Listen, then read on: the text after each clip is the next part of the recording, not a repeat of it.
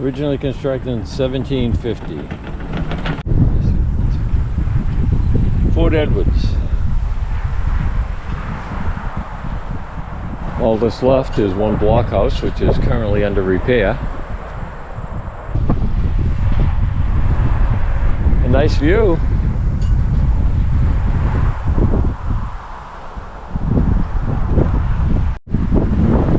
The only thing that's left is some of the earthworks and the blockhouse, which is the oldest blockhouse in Canada. Fort Edward was the strong point for the British in the fight against the Acadians and the Mi'kmaq.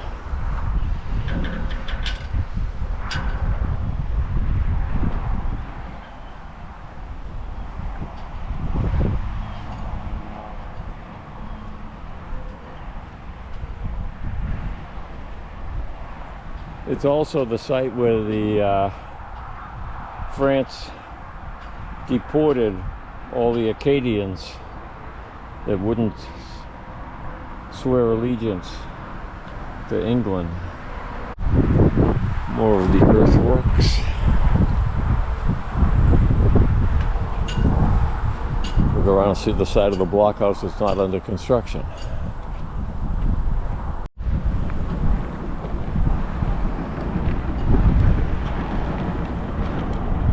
Parts of the blockhouse are getting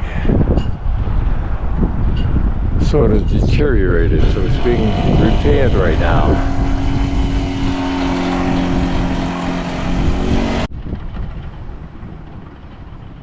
We're 100 years too late. If we'd have come in 1920, we could have seen the officers' quarters.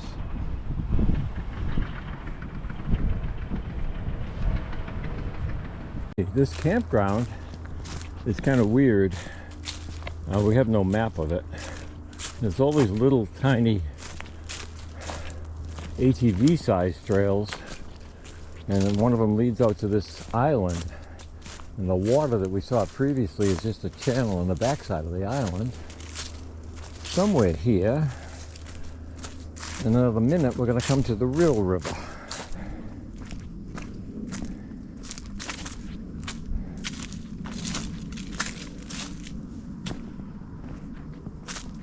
This is the river.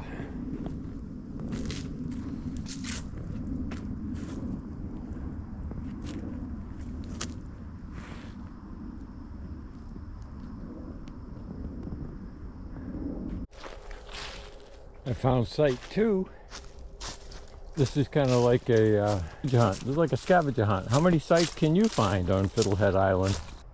10, 11, 12. And an outhouse. The patch. 11, 10, 9, 8, 7, 6, 5,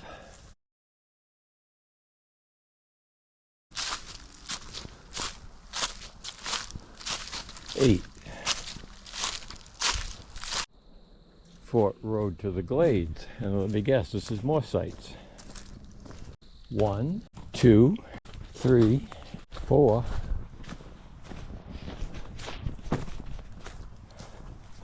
5, Glades 2.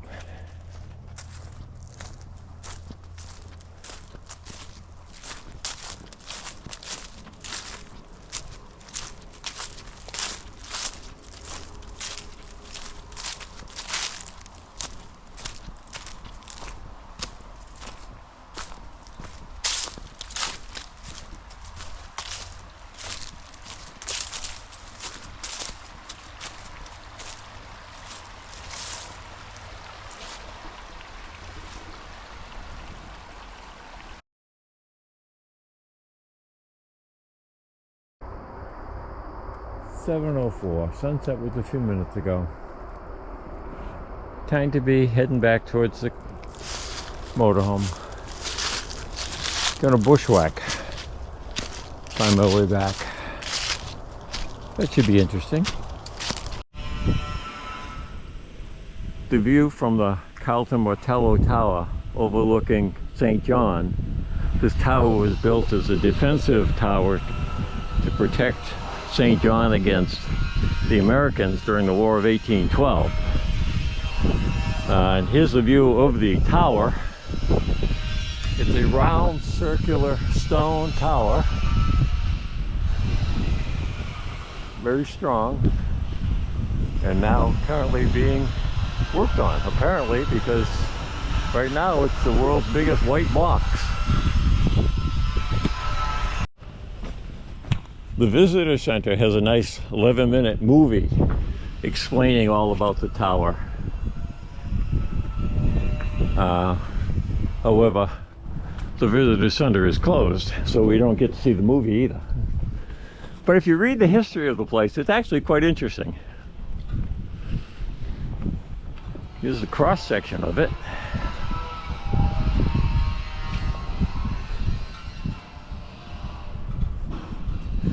The superstructure was added later in the Second World War, and they used it as a command and control location.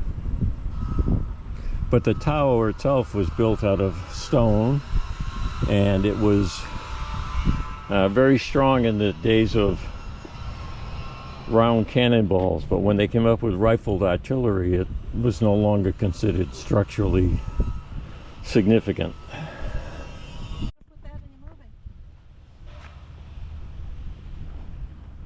And that's what it would actually look like if we could actually see it.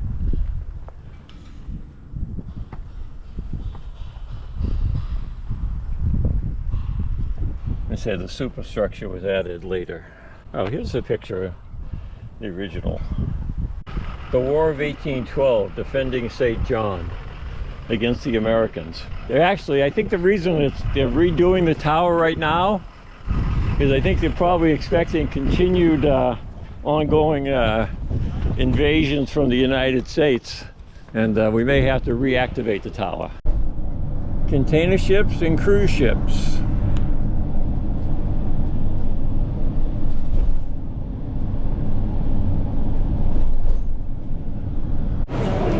City Market.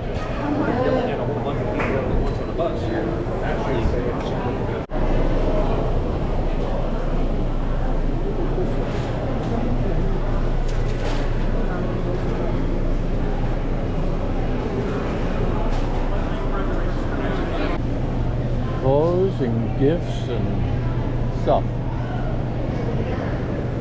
Historic city book blocks. Sing?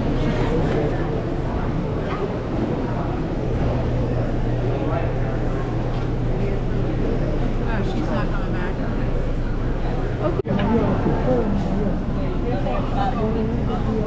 Lobsters and clams and mussels and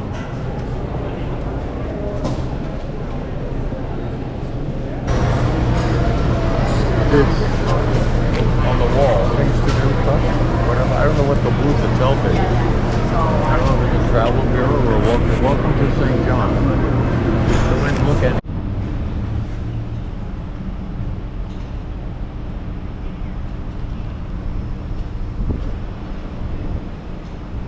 I tried to tip the GoPro at 45 degrees, but it doesn't work because horizon leveling is on. Interesting layers of rock, like shale kind of stuff, thin gray stuff, and down here big thick layers. The Loyalist House. The Loyalists were the Americans who remained loyal to Britain and took off circa 1776 and came to New Brunswick. Is one of the original houses.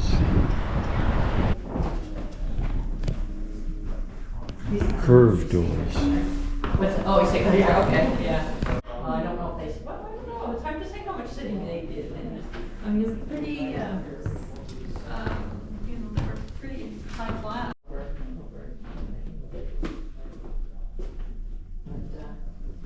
So we'll move into the first bedroom.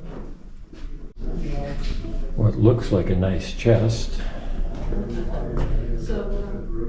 is actually a bureau over there. Come That on. was originally the Merritt's Church of the Loyalists. Church of the Loyalists. These are the Anglicans. They fled America, but they took their money with them.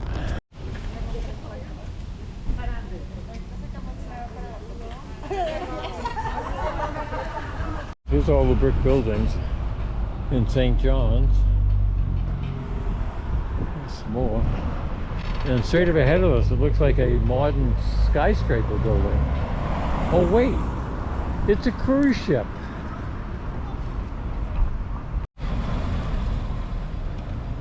One cruise ship ahead. Another cruise ship over there between those buildings. And a third over there.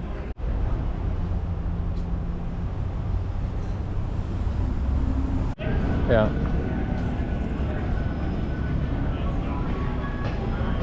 Up and down from the waterfront.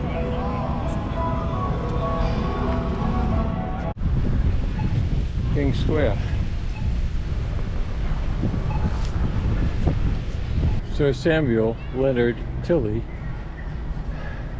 1818-1896, one of the fathers of the Confederation. Good job. The bandstand.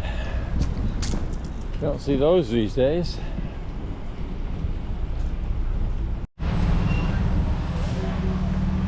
The burial grounds.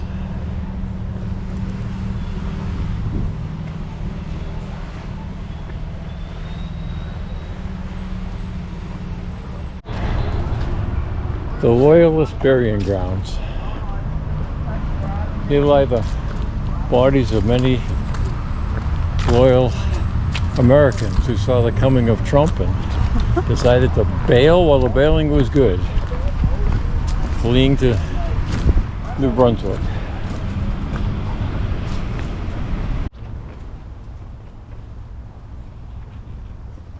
Well, they always say there's a sucker born every minute, and we're here for our third great water feature of the Bay of Fundy. We've seen two tidal bores, and now we're here to see reversing falls. The other thing about this trip, there's been a lot of up and down stairs involved. Up and down stairs and up and down streets on the city to and from the waterfront.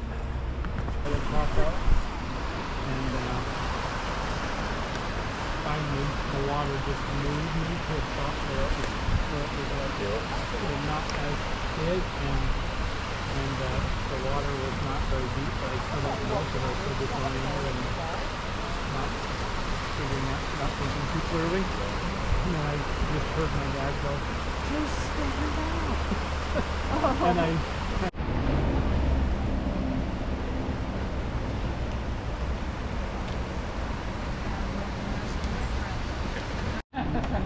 3:31, October 3rd, 2025.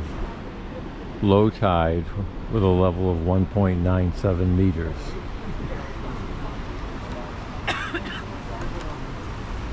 We'll see tomorrow.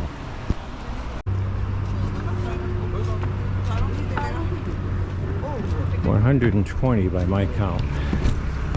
I might have overcounted by 10. 3:40, low tide was 3:31, so technically the water should not be flowing out,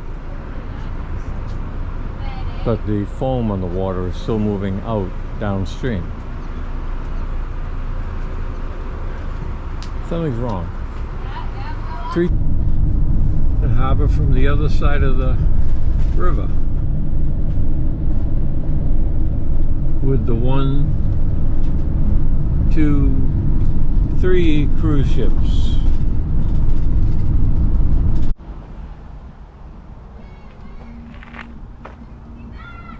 The choice of finishing trail tracing every little trail in the campground or going for a walk in an actual park. I'm going in the park. I got an hour and a half. We'll see what I can find. Just like the Blue Hills, except it has ponds. And it also has roads and wide dirt gravel roads throughout the park, as well as narrow trails you can walk. My problem is my phone's reached 20% battery some time back. I put it in airplane mode. I'm also trying to remember how I got here. It's 10 past 6. 10 past 7, it's going to be real dark. I have my flashlight. I don't know how good the battery is in that. We'll see. It'll be an adventure. And benches, beaches, and trash barrels. A few other things that the Blue Hills don't have a lot of. Apparently I'm going to finish my 5K. But I don't know where it started. Apparently search and rescue's been called. I don't need them yet. Sun's still high in the sky. I got another half hour, 40 minutes till it gets dark. I guess I'm lost. Somehow I got to Quebec.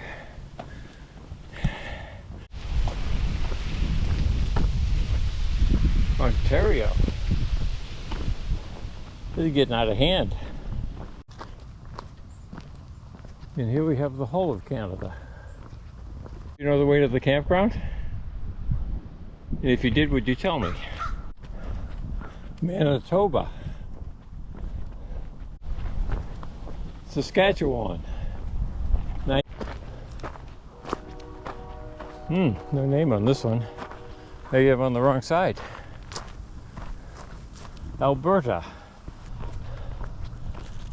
British Columbia. The Yukon. I'll cross the street. I'm not proud. Good evening. Yeah, good evening. Okay. The Blue Hills have deer too. A boardwalk.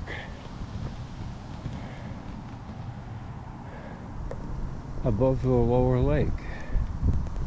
I think the motorhome's over there somewhere. I'm walking this way, 20 minutes before the sun sets. It'll all work out. Yeah, me too. Back on the Trans-Canada Trail.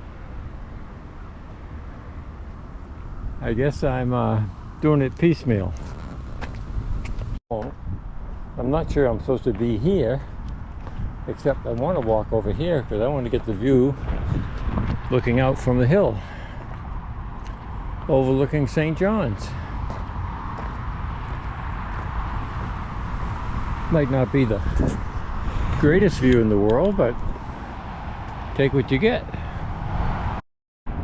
Downtown, on the right, those are the unloading derricks for the cargo ships. And you see a construction crane. And you see one of the churches downtown, the big steeple.